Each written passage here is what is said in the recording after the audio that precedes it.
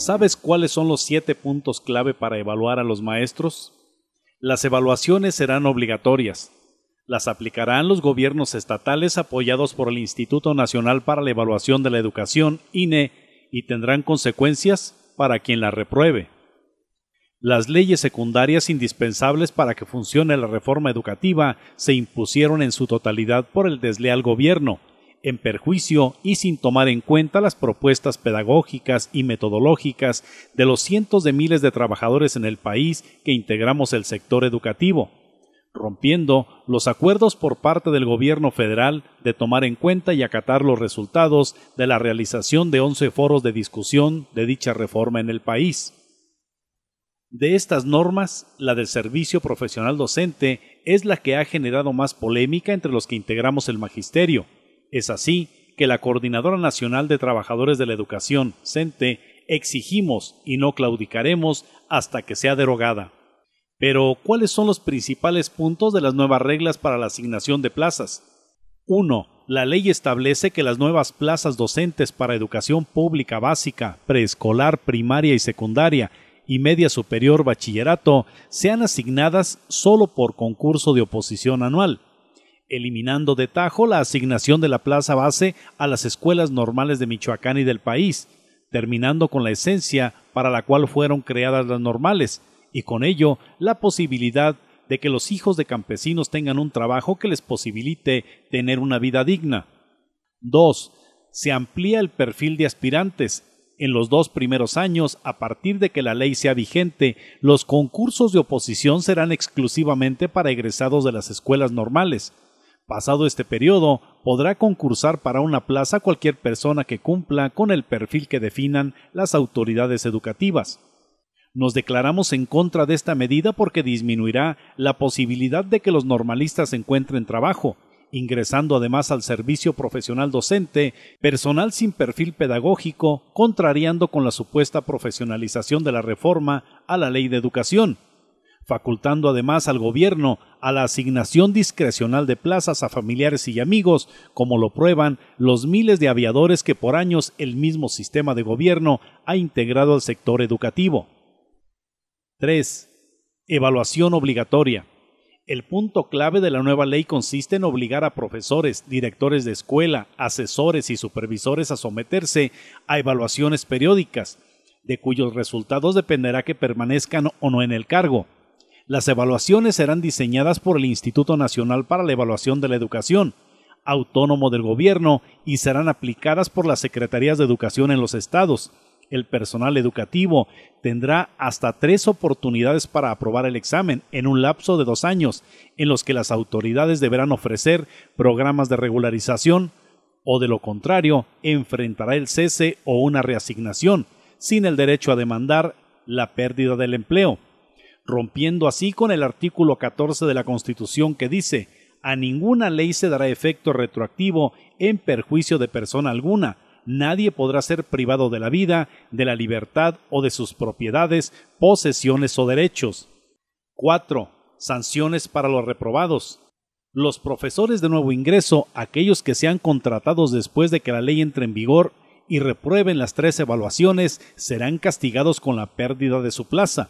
En cambio, los docentes que actualmente estamos en servicio seremos removidos de las aulas, pero no seremos despedidos, sino que se nos reasignará en otra área de servicio público, en tareas administrativas o el exhorto a jubilarnos.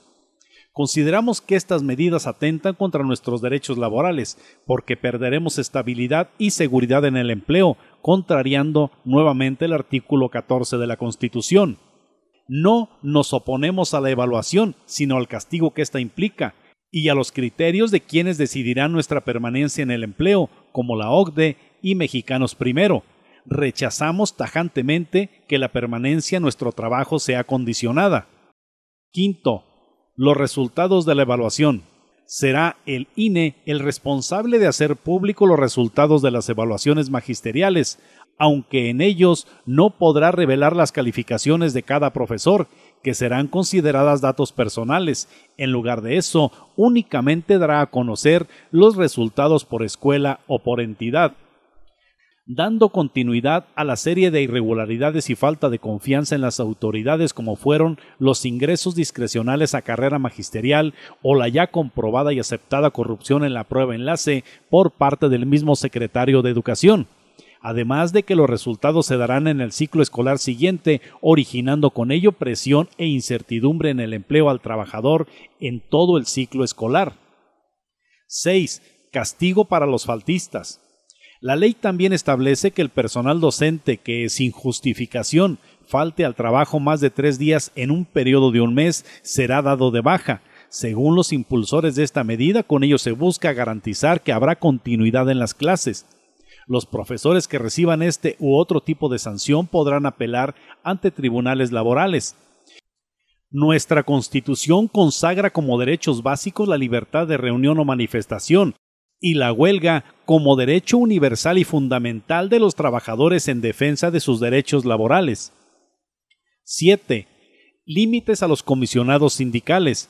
Los profesores que acepten un cargo o comisión en su sindicato deberán recibir su sueldo de parte de la agrupación gremial, no del Estado. El objetivo de esto es limitar el aumento de los comisionados sindicales, es decir, de los docentes que realizan tareas para su organización pero siguen cobrando como si dieran clases. Con esta medida el gobierno pretende la desaparición de organizaciones que buscan la verdadera defensa del trabajador y sus derechos laborales, entregando el gremio a sindicatos blancos entreguistas sometidos a la voluntad del patrón y la iniciativa privada.